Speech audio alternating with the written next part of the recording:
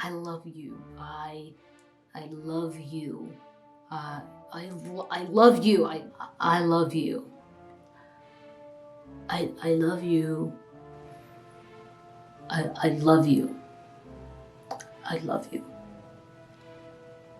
I love you.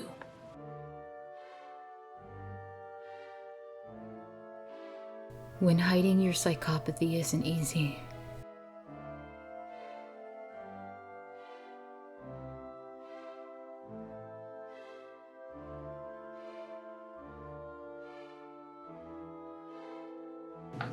I love you. To the moon and back.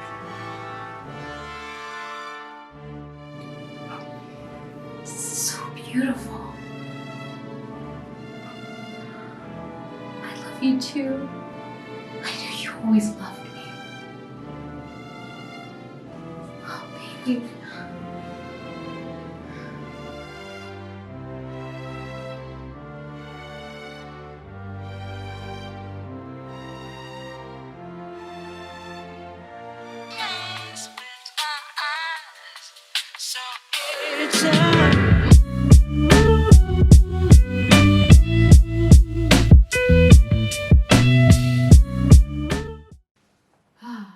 What a beautiful fall rainy day. Perfect for today's episode. So in the name of God, please guide my mind, please guide my tongue, because you guys, like, it's real out here. I'm a Sagittarius. I'm a Saggy T-Squad. When I tell you, my mind be scratching to try to connect dots, because everything needs a bigger picture. Everything needs its own philosophy. So I'm gonna try to stay on topic. Yeah. And I'm also sorry if you see anybody walking and moving in the background. It's because this is the least busiest spot. So other than the bathroom, and nobody want no bathroom videos of me. So I've been reading this book called The Wisdom of Psychopaths: What Saints, Spies, and Serial Killers Can Teach You About Success. Ding! So this is actually created by, or like written by, Kevin Dutton. He's actually a British psychologist that specializes in psychopathy. And he also does a little writing. That's why I'm reading this book, okay? He don't have a ghostwriter, Drake, or everybody else, Jennifer Lopez, whatever. Anyway, so he works with both research, lab-based stuff, or lab-based research, and also he does popular writing. And this book should even be more popular because it's a really, seriously, like, I'm dead serious, a good book. So naturally, my first inclination I drew from this title was, oh, okay, all right. I'd never ever associated wisdom with a psychopath, or anything dealing with psychopathy. So at this point, I knew that people were born psychopath. It's nothing that they can actually help. But I'm like, I'm sorry to this man and his parents. And by the way, females can be psychopaths. They do exist. I was just like, I hope that I never encounter them. I hope that even if I did encounter them, I'm just like, thank you, God, because my life was saved. Like, who would ever purposely want to come into contact with a psychopath? And I was just like, okay, since I associated psychopaths with serial killers in, heinous crimes, I'm talking about John Wayne Gacy, Jeffrey Dahmer, dictators and stuff. I was just like, okay, so clearly this book is going to be about high profile serial killers and basically how they got away with it. I mean, they had like the Hannibal Lecter mask on. So I was just like, this is definitely about some cannibal stuff, like, okay, whatever. So I don't know, but as you continue to get more into the title, you start to realize, under that, they actually put saints, spies, and serial killers. And they're all listed under psychopaths. So I'm like, okay, weird. All right. These people, what can they possibly teach us about SMART goals and how to achieve them? So naturally, I'm a curious person. It piqued my interest. And T Squad, I've almost completed the book. Like, that's how good it is. And so I wanted to reread it because I decided that I really wanted to share this information. If people don't have access to reading the book, or they just didn't know it existed, I wanted to do a 4-part series on this based off of what I, learned from this book. So that's why I'm doing this 4-part series.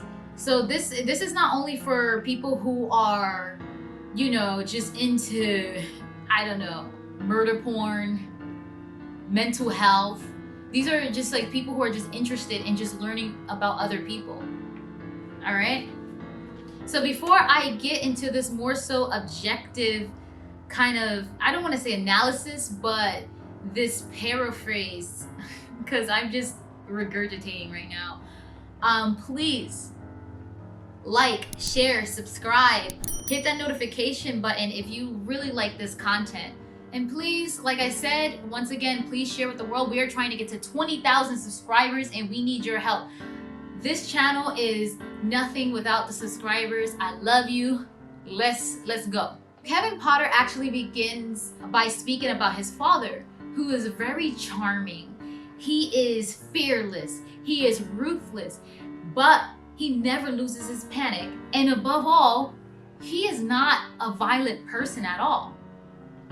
So he says that he can get anything he wants at any given time just by a phrase and just by some sort of gesture. And it served him very well in life because basically he was a hustler. He made hustling appealing for a living. When he was younger, he basically had a memory of his father.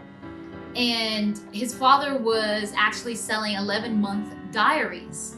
So you know how like you have your diary and you have like every single month there's like something that you write? It was only 11 months.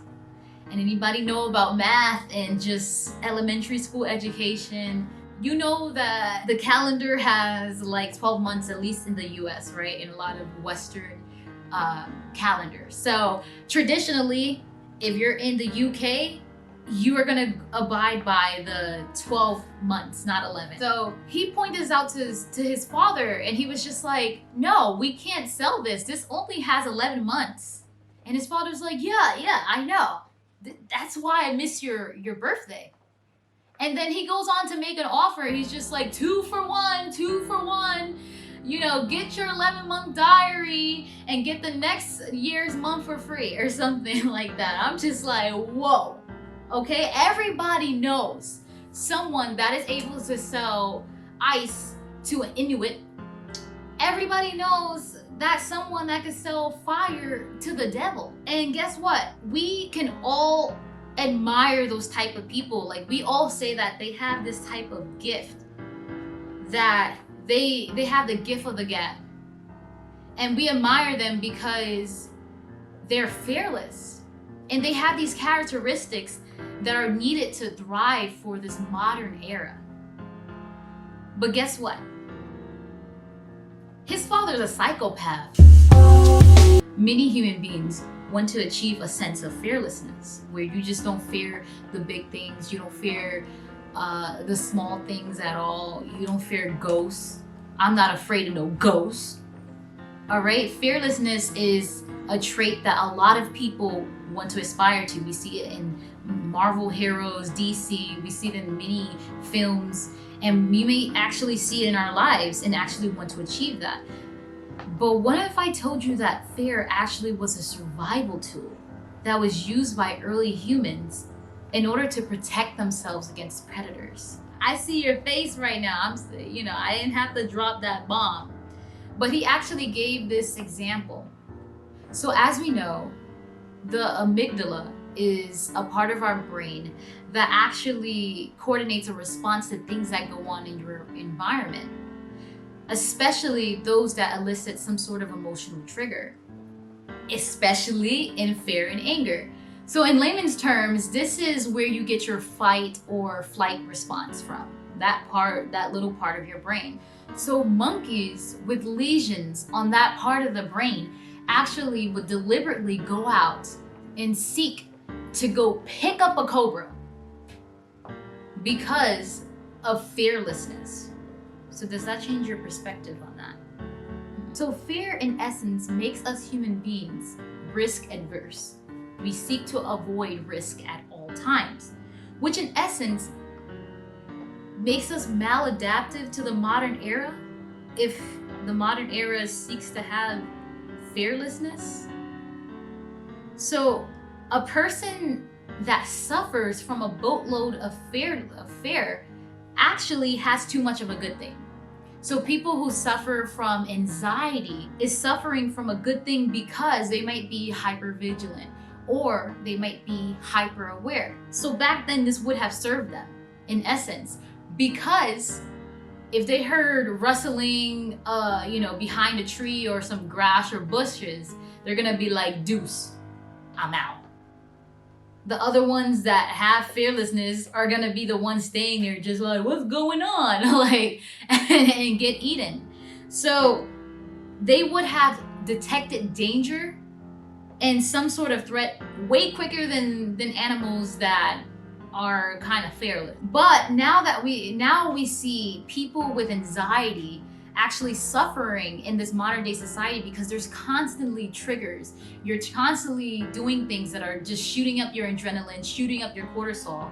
And even like something as mundane as driving a car, you're driving the car with your foot on the pedal, just stop, and that's not actually efficient or conducive to the flow of traffic.